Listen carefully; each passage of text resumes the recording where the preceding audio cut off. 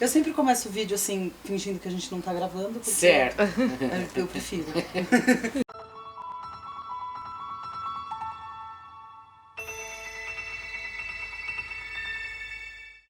Nossa série sobre revoluções, para ver se vocês têm ideias, incitar ideias.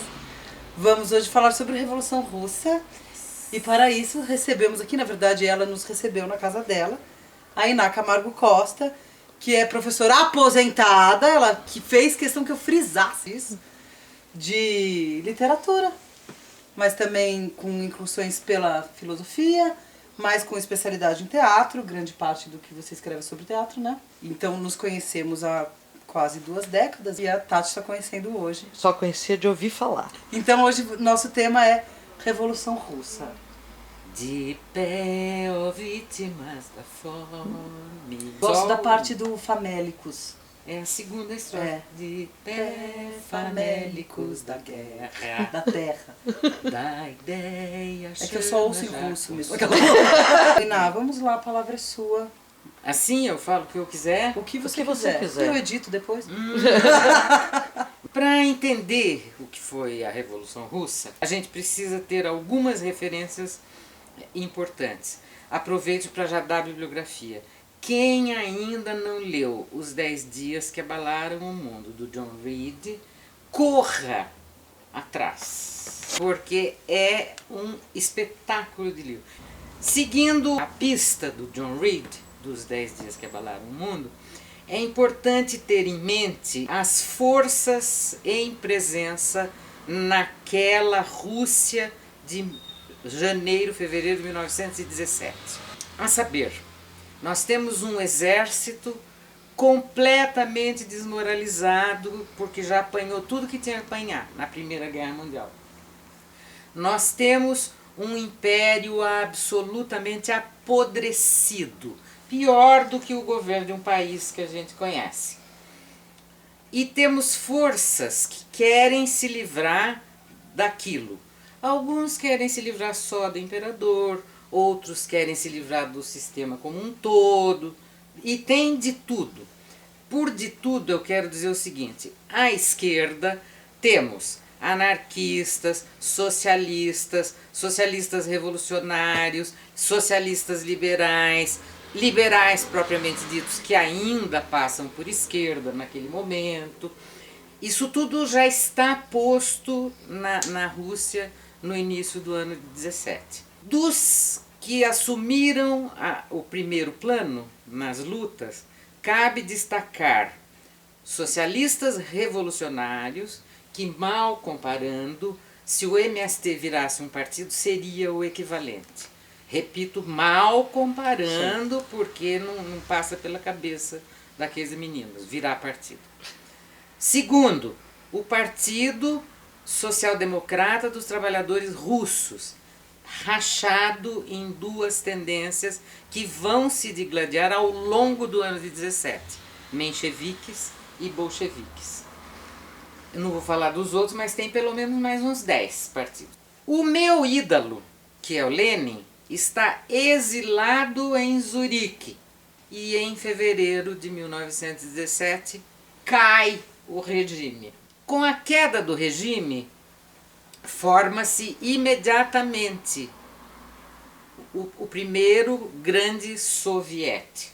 Este vai ser o órgão objeto da disputa de todas as forças, menos a direita, que odeia aquilo lá, porque ele organiza trabalhadores, soldados, marinheiros e camponeses. Mandam seus representantes para o soviete de Petrogrado. Isto já em fevereiro. A queda do regime foi promovida por um golpe de tipo parlamentar. Havia lá um órgão considerado parlamento, chamado Duma.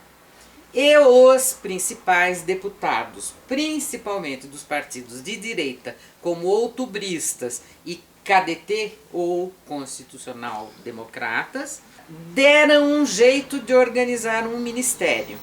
Mas o Tsar já está fora da jogada. Por que cai o Tsar? E agora é nós. Tudo começou por uma greve de mulheres da indústria têxtil. Esta greve das mulheres foi imediatamente apoiada pelos bolcheviques. Os bolcheviques já estavam muito bem organizados, ainda na clandestinidade, mas eles praticamente controlavam um bairro em São Petersburgo, que depois, imediatamente depois, vira Petrogrado. O apoio a esta greve das mulheres vira uma quase greve geral e desestabiliza totalmente o regime, e é aqui que cai o czar. Por que a gente pode falar em golpe? Porque se a Duma não tivesse derrubado o czar, a revolução que aconteceu em outubro acontecia aqui em fevereiro. Então, na verdade, o governo provisório que foi criado em fevereiro já foi criado para frear o processo revolucionário que já estava posto. Segundo ponto importante, porque as pessoas geralmente não falam a respeito disso. Petrogrado virou a meca de soldados que abandonavam o fronte, desertores. A única instituição que poderia dar abrigo para eles era o soviético. E, portanto, era também uma maneira de soldados se protegerem da perseguição do exército. Então cai o czar, temos uma república? Não é república. Os liberais constitucionalistas democráticos, ou KDT, guardam na gaveta a república porque qualquer coisa resgata o czar e volta tudo. Então eles não estavam para brincadeiras e não queriam saber de revolução. Nesse momento o czar não tinha sido fuzilado. Ainda não, ele só vai ser fuzilado depois de outubro de 17. Ele continua por lá, posto para escanteio. Mas, aliás, o chefe do governo era da família dele. Não lembro o nome do cara. Mas, então, sabe assim, foi uma reforminha. Mas, para todos os efeitos, já era o primeiro capítulo da Revolução. Com a queda do regime do czar, a primeira coisa que se assegurou foi liberdade de imprensa e organização. E por causa disto, o Lenin, que estava em Zurique, e uma parte importante do Comitê Central do Partido Bolchevique, que estava em Zurique, começaram as negociações para voltar.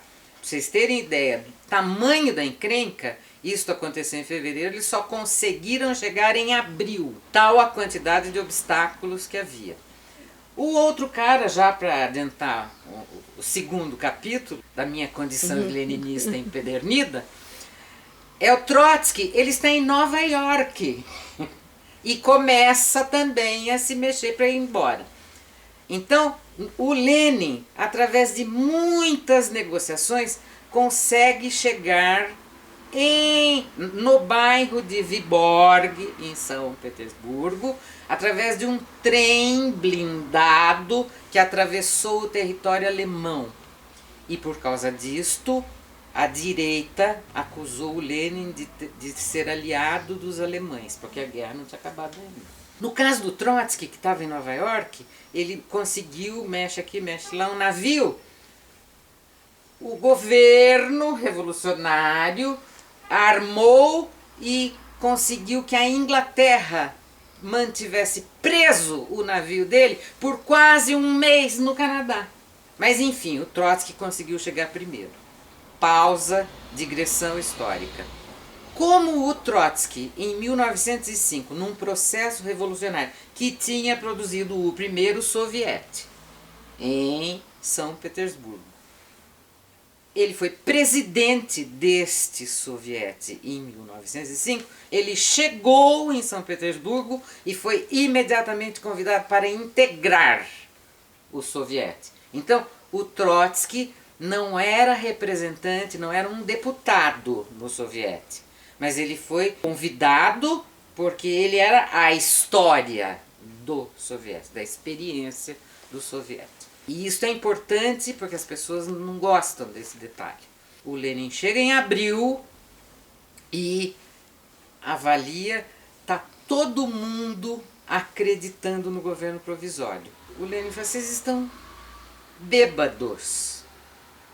este governo não vai nem ao menos fazer tratado de paz com a Alemanha, não vai tirar a Rússia da guerra, que é a nossa prioridade zero. Temos que desfraldar a bandeira da paz imediata, pão, terra e liberdade, que são as reivindicações do povo. Então, ele primeiro conseguiu virar o jogo dentro do partido dos social-democratas, ainda com mencheviques e bolcheviques, falando com a ala bolchevique. Consegue, a duras penas, convencer os bolcheviques, mas os mencheviques não concordam. A bandeira dos mencheviques é continuar apoiando o governo provisório sem restrições. Com momentos críticos, digamos assim. Com cartas de repúdio. Isso. Manifesto, abaixo assinado. Hashtag, né? Hashtag tamo junto. E Tamo junto. E petição online. Isso, Essa era a política dos mencheviques e a do Lenin, veja bem, de abril a outubro, o Lenin teve que lutar diariamente com o Comitê Central dos bolcheviques para conseguir produzir o avanço do processo revolucionário. Mas qual era, fora essas palavras de ordem que se mantiveram, qual era a principal palavra de ordem política para a revolução? Bolcheviques, vocês têm que, conquistar maioria nos sovietes, democraticamente. 2, construir sovietes onde for possível. Por quê? Porque o soviete de São Petersburgo passa a ser o soviete central. E ele tem que realizar congressos para definir qual é o seu programa. Por enquanto, o soviético está na mão de mencheviques socialistas, apoiando o governo provisório. Eu estou atalhando mil detalhes, mas o ponto: construir sovietes de camponeses, trabalhadores, soldados e marinheiros, onde for o caso. Os bolcheviques vão à luta e, para resumir uma história brilhante e genial, quando chegou em outubro, a Rússia como um todo já tinha mais de 900 sovietes construídos, atuando e levando a pauta bolchevique. E tem uma palavra de ordem para os sovietes que é absolutamente sensacional. Os sovietes têm que organizar a vida das pessoas. É a luta e a vida. E a vida quer dizer abastecimento, etc, etc, etc. Uma das perguntas que se faz: por que os soldados participaram de maneira tão intensa? Porque se não houvesse a revolução, ou se a revolução fosse derrotada, eles seriam fuzilados como desertores. Então, para eles era uma questão de vida ou morte a revolução acontecer. Porque a palavra de ordem da revolução era paz com a Alemanha.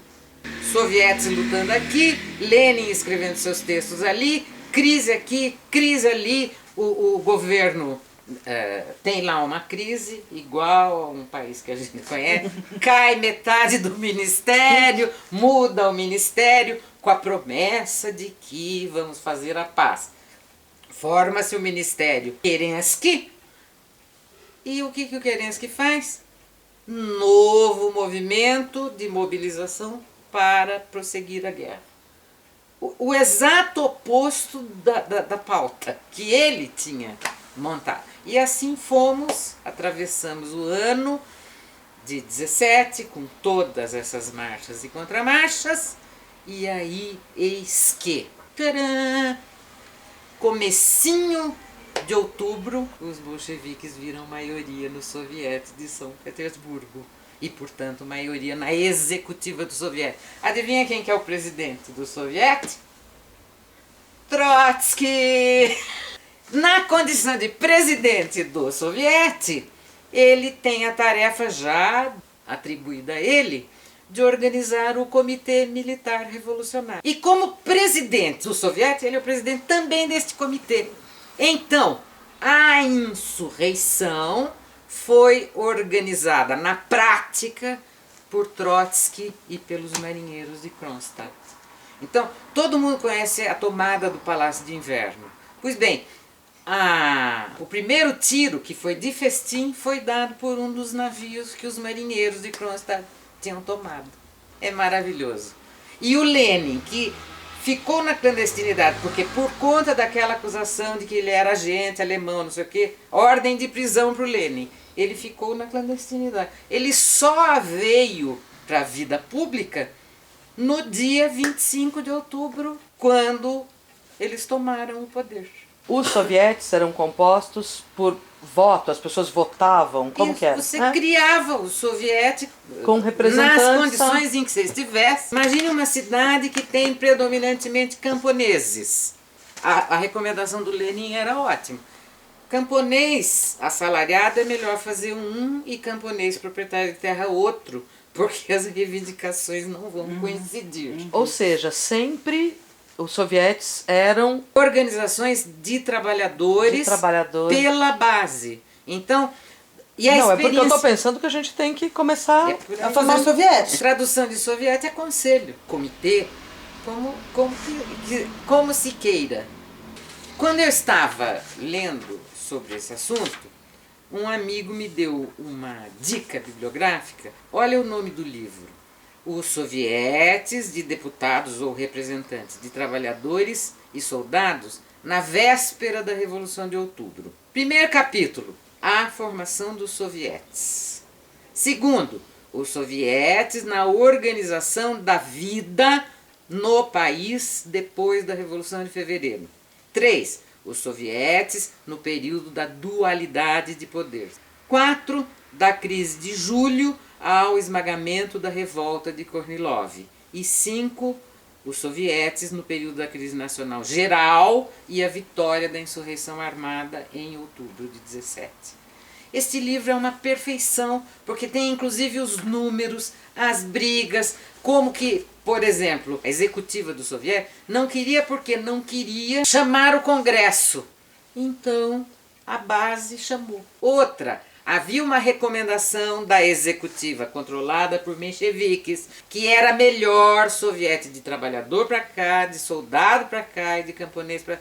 Nananina. Aqui nós queremos todo mundo junto, decidindo junto.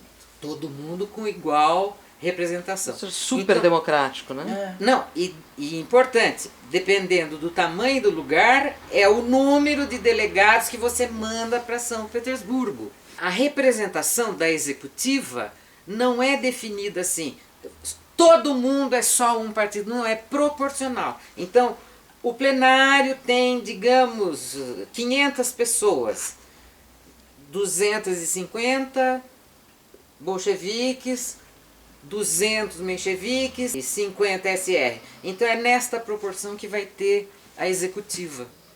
Isto é, mesmo as propostas minoritárias estarão representadas na executiva. E os bolcheviques viraram a mesa e se tornaram maioria no Soviético de São Petersburgo, conquistando maioria em todos. E como os mencheviques perceberam que eles estavam perdendo terreno, eles chegaram inclusive a desmanchar sovietes. Eles desmanchavam, os caras construíam outro. É uma história absolutamente de tirar o fôlego. Como que o Stalin entra na história? O Stalin integrava o Comitê Central. Era integrante do Comitê Central desde, se não me falha a memória, porque eu não sou boa com data, mas eu acho que ele já é do Comitê Central desde 1908, 1907, por aí, porque com a derrota da Revolução de 1905, teve uma repressão, numa violência, vocês não fazem ideia. Se não me engano, o Lenin foi para o exílio fugido, porque se ficasse seria preso, em 1907. E ele ficou fora do país de 1907 a 17. Os que conseguiram ficar, ficaram na clandestinidade, o que produziu problemas de várias ordens. E o Stalin integra o Comitê Central desde esse momento. ele faz parte, é o principal representante da ala dos bolcheviques que tendem a se aliar aos mencheviques. Então, quando o Lenin chegou em abril, ele foi o que mais resistiu à proposta de não ruptura, porque a ruptura mesmo, bolchevique-menchevique, acho que aconteceu em junho ou julho, estamos em abril. Mas a pauta é diferente, estava dividido, o partido esteve dividido e continuou dividido depois da Revolução. Agora é trotskista falando. Com a morte do Lenin, a primeira providência que o Stalin, que era secretário de organização, digamos, secretário-geral do partido, né, foi abrir as porteiras do partido. E ele acolheu todos os mencheviques e os outros, os oportunistas. E estes asseguraram o Stalin na direção. Nestas condições, o que ele fez foi perseguir os bolcheviques. Ele acabou com os bolcheviques. Ele conseguiu matar um por um dos bolcheviques que fizeram a revolução. Trotsky explicando no livro A Revolução Traída. Ele eliminou todas as pessoas que eram portadoras do espírito revolucionário. Então, você me perguntou se eu sou trotskista. Como assim? Você é leninista empedernida ou trotskista? E eu respondi, eu sou leninista empedernida. E por isso trotskista. Porque, aqui é que vem o ponto. Os trotskistas foram aqueles que mantiveram o horizonte da revolução na ordem do dia, e até hoje é o que eles fazem. O Stalin revogou o programa e matou as pessoas. Se você quiser verificar, tem o famoso relatório Khrushchev da denúncia dos crimes de Stalin no Congresso do Partido Comunista de 1956, eu acho. Stalin morreu em 54, e em 56 teve o famoso 20º Congresso. O Khrushchev faz uma lista dos crimes. São incontáveis e inacreditáveis, mas o crime por excelência, que é de genocídio de revolucionário, teve um congresso em 1934 e depois do congresso ele mandou matar todos os delegados que se mantiveram fiéis ao espírito da revolução. Então, o Stalin é inimigo da revolução.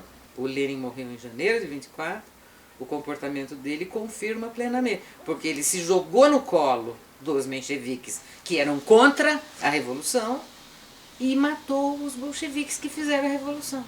Entre um trotskista e um stalinista tem um rio de sangue. E entre um trotskista e um social-democrata tem 2 rios de sangue. Porque um dos rios é o stalinismo já.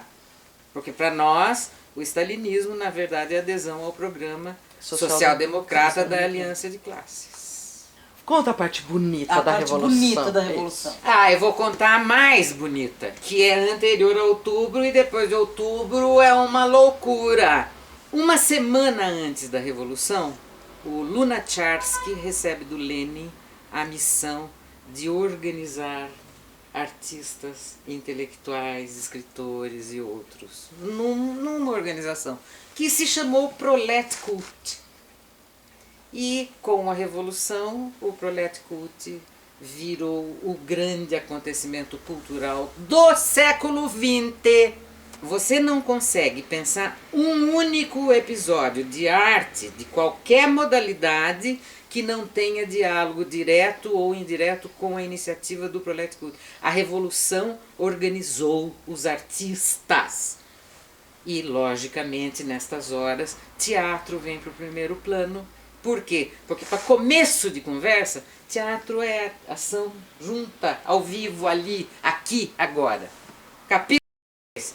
Começa a Guerra Civil imediatamente. Aliás, para nós, leninistas e empedernidos, a Guerra Civil começou em fevereiro de 17. Então, continua a Guerra Civil, só que agora o comandante do Exército Vermelho é o Trotsky. Ele convoca os artistas para ajudar o trabalho de formação, alfabetização, leitura e artes do Exército Vermelho. E é aqui que surge o agit-prop, que é para mim, que mexo com teatro, é o maior acontecimento da Revolução. Quanto mais eu estudo o agit-prop, mais eu me encanto com os assuntos da Revolução. E as mulheres no meio disso? As mulheres estiveram na luta desde o primeiro momento e desde o momento anterior.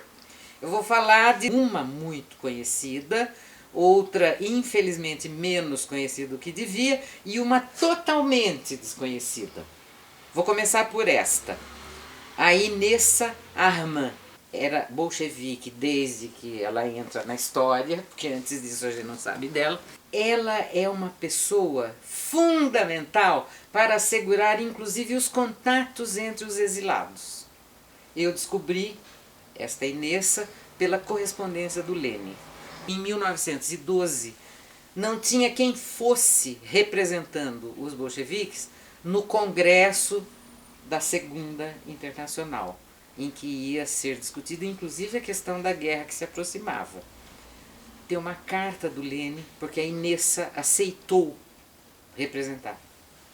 Na carta o Lenin diz, olha, você tome cuidado, não vou falar nomes, com fulano e beltrano, que eles são useiros e vezeiros em desqualificar as mulheres.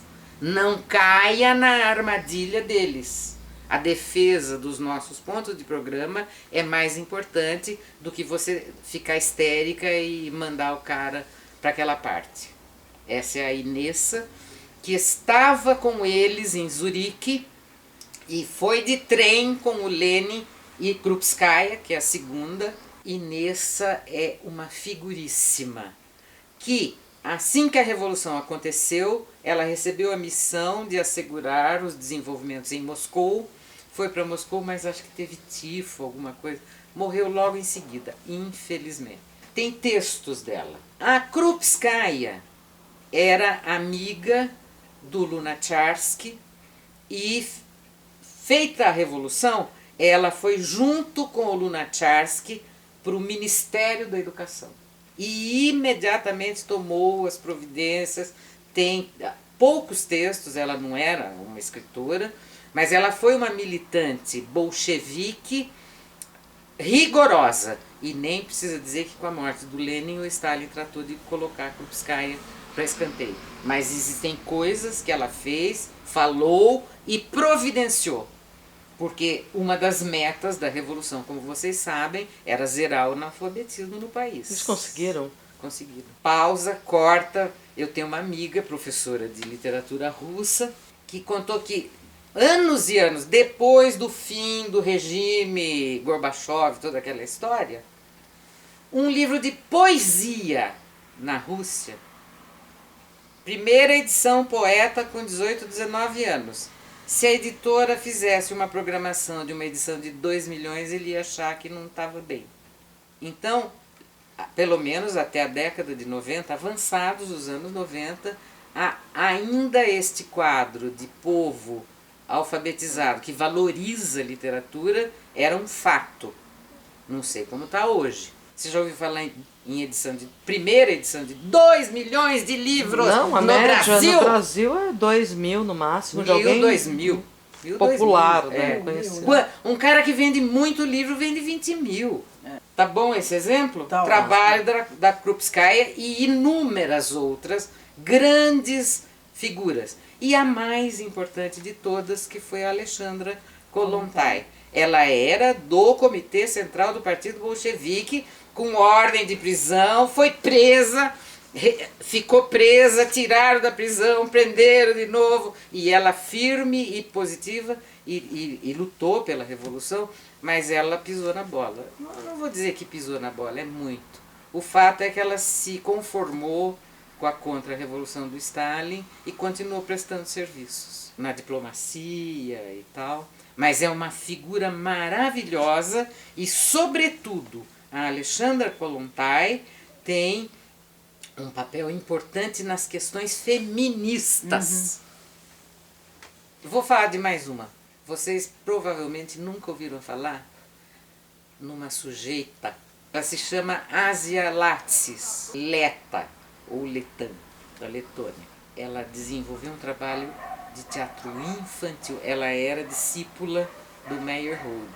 Participou da Revolução em vários aspectos. Por razões diversas, foi prestar serviços para a Revolução na Alemanha. E lá na Alemanha trabalhou com o Brecht. O Walter Benjamin se apaixonou por ela. E foi ela que fez a cabeça do Walter Benjamin. Esta é uma figura inacreditável. Eu não sabia quase nada a respeito dela, mas lendo essa tese eu fiquei estarrecida com a importância do trabalho dela com crianças abandonadas, que foi um dos maiores problemas imediatos da Revolução, porque eram os órfãos de guerra, e órfãos da Revolução. Tinha aos milhares, que se organizavam em bandinho e tal. Pois ela foi trabalhar com eles e o teatro como operação resgate. Teve um componente feminista mesmo, né? Na Revolução, de liberdade sexual, por exemplo, mas das sem mulheres. a menor sombra de dúvida, e esta Asia Latsis é o melhor exemplo. Mas isto foi uma reivindicação. Aliás, deu problema. No livro sobre os sovietes, os caras começam a reclamar que a mulherada não está mais dando valor para eles. Como sempre, né? O que há de novo nisso? Pobre homem. Não, mas os grandes companheiros nunca se enganaram a respeito. Eles eram fiéis seguidores de uma das teses enunciadas pelo Engels. Você avalia o estado de civilização de uma sociedade pela condição da mulher. Esse é o critério. Você acha que uma revolução no Brasil é possível? Claro, ela está em andamento. Deixa eu fazer merchandising. As minhas amigas, Ana Cotrim e Vera Cotrim, organizaram esse livro que se chama Todo o Poder aos Sovietes. Esse livro foi feito para celebrar os 100 anos da Revolução Russa. E eu escrevi um dos textos que estão no livro, é justamente para esta leninista empedernida, não podia ser outro assunto, é a trajetória do Lenin no ano 17. Vou ler Lenin para vocês verem como a Revolução está em andamento. Chama-se Caracterização da Situação Revolucionária. Para os marxistas, são pontos pacíficos. A revolução é impossível sem situação revolucionária. E B, nem toda situação revolucionária tende à revolução. Precisa saber isso. Como se caracteriza uma revolução, uma situação como revolucionária? Primeiro, impossibilidade das classes dominantes manterem inalterado o seu domínio. A crise das cúpulas, crise da política da classe dominante, que cria uma fissura pela qual o descontentamento e a indignação das classes oprimidas forçam um caminho. Para uma revolução explodir, não é suficiente que a base não queira mais viver como antes. Também é importante que as cúpulas não consigam mais continuar como antes. Qualquer semelhança com coisa que a gente andou vendo não é mera coincidência. 2. Agravamento extremo da miséria e da angústia das classes oprimidas. E 3. Acentuação, marcada pelas razões acima indicadas, da atividade das massas, que se deixam pilhar tranquilamente em períodos pacíficos, mas que, num período tempestuoso, são impelidas a uma ação histórica independente, tanto pela crise no seu todo, como pelas próprias ações das cúpulas. Qualquer semelhança com a paralisação dos caminhoneiros não é mera coincidência. Tô até mais esperançosa. A gente veio chorando quase no caminho, né? De pé, ó, vítimas da fome. Quando as pessoas falam, onde que o comunismo deu certo? Na China! Em Cuba! No Vietnã! O que aconteceu? Olha o Stalin e tal. Eu acho importante a gente ressaltar que o Stalin fez Foi justamente o desvirtuamento. Aliar-se ao inimigo. Aliar-se ao inimigo. Ele se aliou à burguesia através do programa social-democrata. E por isso fez o que fez. Mas então, Social-democrata. Presta Vamos atenção. lembrar deste nome. presta atenção. No final do texto, eu escrevi o seguinte. Em 1919, num congresso de professores, o camarada Lenin toma a palavra para declarar: mesmo que os imperialistas destruam o poder bolchevique amanhã, não lamentaremos ter tomado o poder nem por um segundo. Em caso de derrota, mesmo assim teremos servido a causa da revolução e o nosso experimento ajudará outras revoluções. Vamos terminar com essa citação. Durmam com essa.